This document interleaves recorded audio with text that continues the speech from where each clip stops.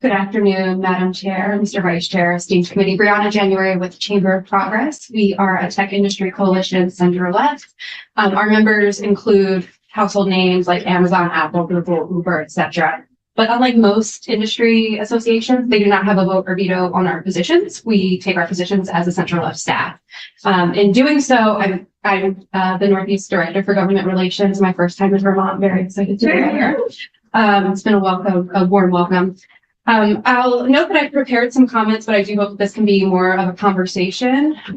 We want to be very clear that while we are in opposition to S69, online safety is of the utmost priority for us at Chamber of Progress, as well as our partners, and we work all around the country, me in particular, again in the Northeast, on this particular issue to make sure that our young folks are safe and healthy online. That said, we do have some concerns about S69, and we believe that really there are unintended consequences that will ultimately do more harm than good, especially for Vermont's most vulnerable youth, including queer youth and youth of color.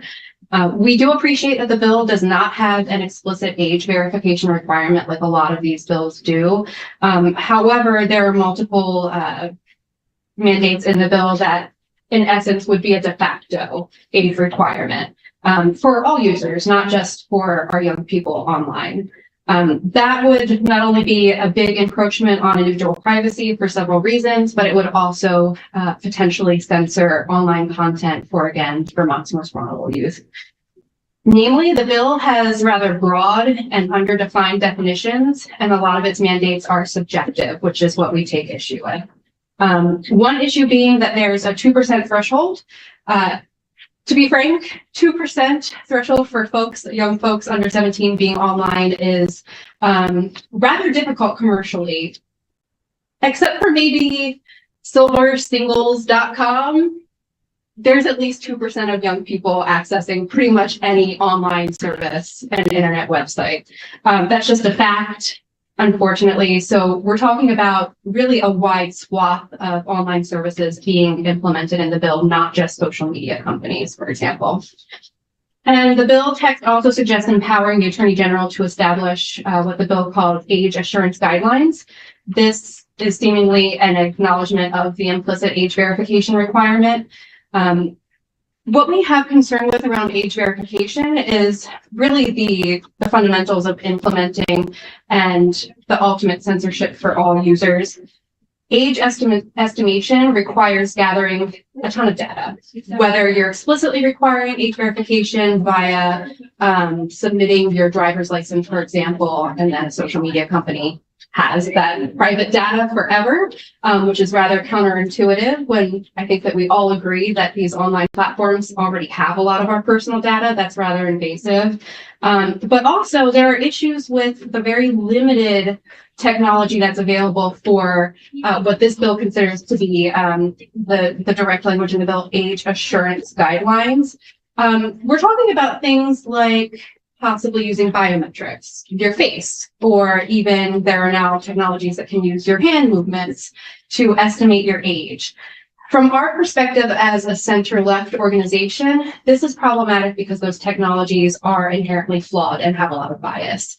Unfortunately, the very few companies that do it, we see extreme bias around Black Americans in particular. They're often overestimated with age using biometrics, and Asian Americans are underestimated. So you're really looking at a very large error of margin if we were to use this sort of technology. I'll also note that we agree that, again, these platforms have a lot of personal information and data already, but it's counterintuitive for the state to pass a bill that essentially hands over more of that data. That would be a little problematic, especially from our standpoint as a center-left organization in the context that we're working in at the federal government, in which we see a lot of tech platforms as well as the Trump administration really having a murky future when it comes to having our data and our privacy and what that could mean. Furthermore, our opponents will probably suggest that the bill does not require age verification. I think that I've laid out how we believe that it does so in a roundabout way. But we also do have some concerns with the minimum duty of care provision in S69. Again, well-intentioned, but we think it's, again, overly broad and will have some unintended consequences. The bill imposes liability on businesses for, quote, reasonably foreseeable emotional distress, as well as compulsive use without clearly defining those terms and without objectively enforcing the criteria. The subjectiveness is really the issue that we have. The ambiguity could lead to arbitrary enforcement and unintended censorship on platforms. They may over-moderate content to avoid potential liability. Resulting in diminished experience for all users of all age, not just youth.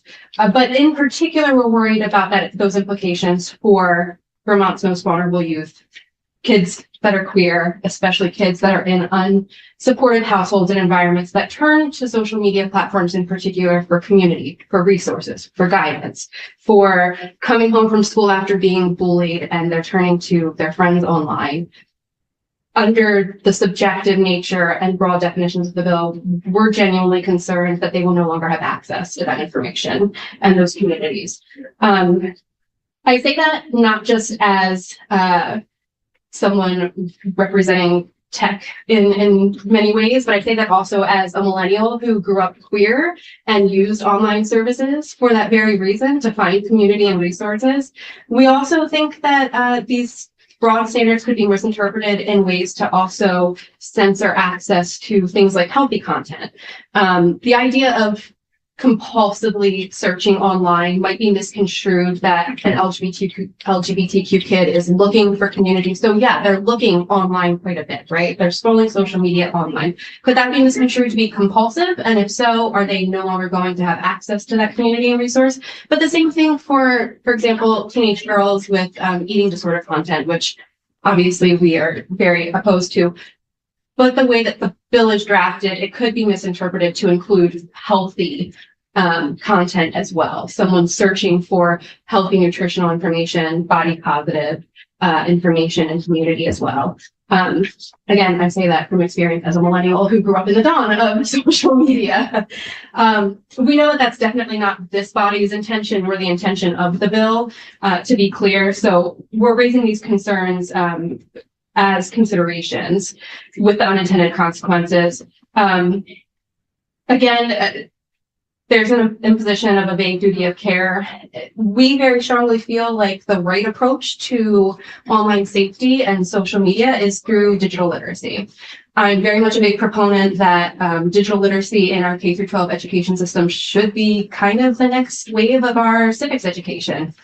Not that we've necessarily gotten that right completely.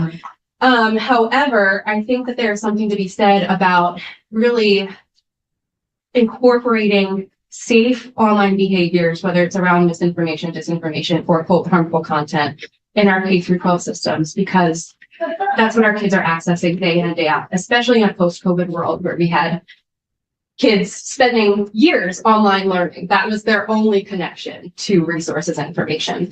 And a lot of our partner companies, though we do not partner with any social media specific companies, a lot of our companies like Google, for example, and Apple have really strong curriculums on digital online safety, for example, that they work with general public bodies to help implement. That said, I will caution, while we are not a First Amendment organization necessarily, I will caution that the other states, only a handful that have passed similar bills, have all been challenged in court and have had their laws struck down. Just in the last 2.5, 3 weeks alone, we've had Texas, California, and now Maryland. It's our humble opinion that Vermont taxpayer dollars would be much better spent doing things like increasing public programming and resources for the root of the issue that we're trying to get at, which is mental health and well-being for Vermont's youth, as well as for things like digital literacy, instead of having to defend a policy that is sure to be challenged in court against, again, a very right-wing Trump administrative judicial system, which poses a lot of challenges for a lot of reasons. That said, we very much are appreciative of the time, and we look forward to working with the committee to strike the right balance here. There's a lot of things that we can agree on for sure, especially around the priority of protecting our kids online, as well as setting us up as the next generation up successfully for online safety. But we want to make sure that we don't do so on the backs of some of Vermont's most vulnerable kids that quite literally use online resources as a lifeline. So some considerations for you, and greatly appreciate the time.